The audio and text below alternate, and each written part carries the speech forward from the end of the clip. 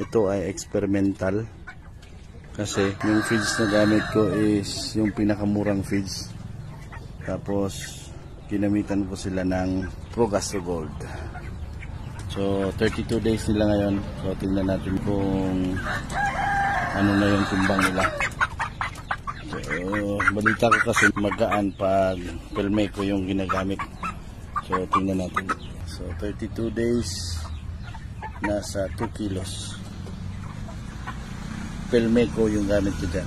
Pelmeco na Poultry Express. Yan. With Progastro Gold. Yun, malalaki na. So try tayo ulit magtimbang. Timbang niya is 2.1. Try tayo ulit. Isa pa.